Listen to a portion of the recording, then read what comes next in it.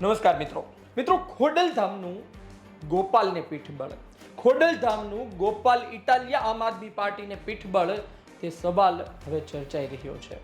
વાત કઈ તેવી છે કે અમે જ્યારે વિસાવદર ગયા ત્યારે અમને કઈ વાતની પુષ્ટિ થઈ છે. શું ગોપાલ ઇટાલિયાની આજુબાજુ ખોડલધામ સેવા સમિતિના લોકો હતા? વાત તો એ પણ છે કે અન્ય પક્ષમાં રહેલા ખોડલધામ સેવા સમિતિ સાથે જોડાયેલા લોકો પણ નિષ્ક્રિય રહ્યા, ચૂપ રહ્યા, અને તેને પણ કદાચ ખબર હતી કે આ વખતે ખોડલધામ તરફી પાટીદાર સમાજના મતો ગોપાલ ઇટાલિયા તરફ જઈ રહ્યા છે. જયેશ રાદડિયા અને ખોડલધામ આ બંને વચ્ચેની એક જૂની વાતો, એના ખોડલધામના સર્વે સર્વા નરેશભાઈ પટેલ સાથેની દુશ્મની, આ બધી વસ્તુ શું હવે સરભર થઈ છે? રાદડિયાનું પાણી મપાયું છે? આ તમામ વાત થઈ રહી છે. વિસ્તારથી વાત કરીએ. વિસાવદર પેટા ચૂંટણી. આ વિસાવદર પેટા ચૂંટણીમાં કિરીટ પટેલના નામની જાહેરાત થઈ. એ પહેલા પ્રભારી તરીકે નામ જાહેર થયું હતું જયેશ રાદડિયાનું.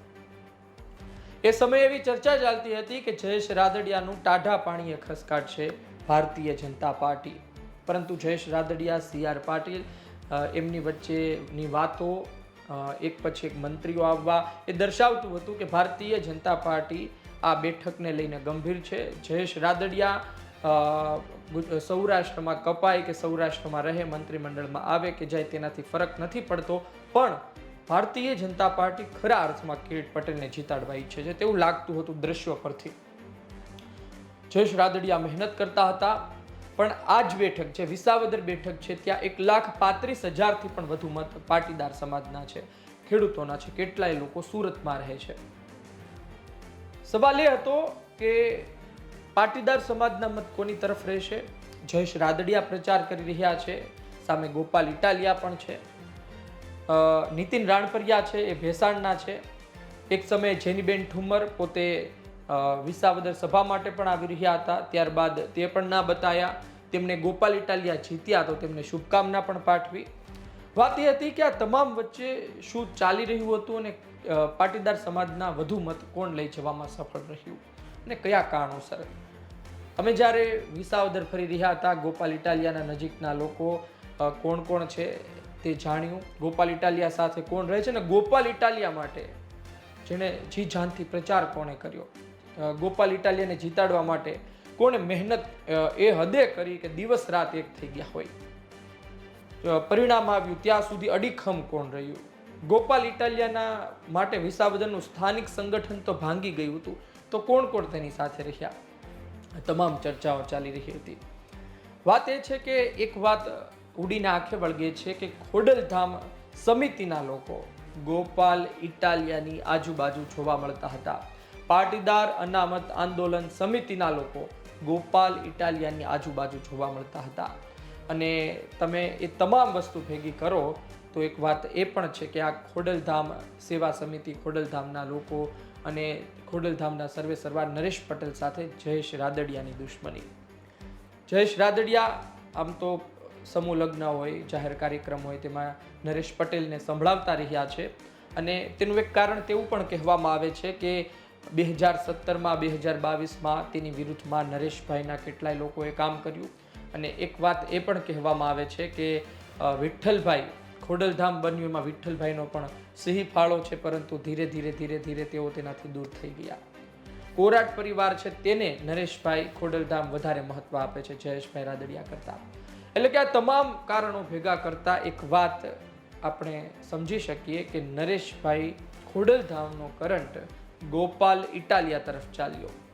તમે કહેશો કે કોંગ્રેસ તરફ કેમ નહીં? આમ તો નરેશભાઈ કોંગ્રેસ તરફ હોય તેવી વાતો ભૂતકાળમાં પણ ઘણી વખત થઈ છે. નીતિન રાણપરિયા જીતે તેવી સ્થિતિ નહોતી. નીતિન રાણપરિયા તરફી મત જાય, પરંતુ નીતિન રાણપરિયા જીતે નહીં, અને નીતિન રાણપરિયા અંતે તો ગોપાલ ઇટાલિયાના જ મત તોડે. ભાજપની વોટ બેંક તો ત્યાં સેટ છે. અને જીતે કોણ? કિરીટ પટેલ. જીતે કોણ? જયેશ રાદડિયા. આ જ કારણોસર નીતિન રાણપરિયાની જગ્યાએ ગોપાલ ઇટાલિયાને પસંદ કરવામાં આવ્યા અને આખું એક આયોજનબદ્ધ રીતે કામ કરવામાં આવ્યું અને ગોપાલ ઇટાલિયા જીતે છે. આ ફક્ત વાતો નથી, આ પુષ્ટિ થયેલી છે. ગોપાલ ઇટાલિયાના નજીકના લોકો સાથે અમે વાત કરી છે અને તેમણે આ વાત સ્વીકારી છે કે જી હા, ખોડલધામ નરેશ પટેલનો કરંટ ચાલ્યો છે ને અમારી તરફ ખૂબ સકારાત્મક રહ્યા છે. તો આ સમાચાર છે. તમે જુઓ કે જયેશ રાદડિયા હોય, નરેશ પટેલ હોય, એ બંનેની દુશ્મની છેલ્લા લાંબા સમયથી ચાલતી રહી છે, પણ નરેશભાઈનું એક નિવેદન સામે આવ્યું નથી. જયેશભાઈ નરેશભાઈનું નામ લઈને નથી બોલતા, પણ સમજદાર વ્યક્તિ સમજી જાય કે તેમણે નરેશભાઈને કીધું. નરેશભાઈ મૌન હતા અને જ્યારે જયેશ રાદડિયા પર જવાબદારી આવી, જયેશ રાદડિયાનો નાકનો સવાલ આવ્યો, ત્યારે અંદરખાને મોટો ખેલ નરેશભાઈએ ખોડલધામે પાડ્યો હોય તેવું અત્યારે દેખાઈ રહ્યું છે. કોઈ વ્યક્તિ 2-3 મહિનામાં કોઈ એક વિધાનસભામાં આવે ને લોકો તેને આટલા સ્વીકારી લે, એ વાતમાં પણ દમ નથી. કદાચ તેટલા માટે જ ઘણા લોકો તેવું કહી રહ્યા હતા કે આની કરતાં હર્ષદભાઈને ટિકિટ આપી હોત ને તો લીડ ઓછી હોત અથવા તો જીતી જાત.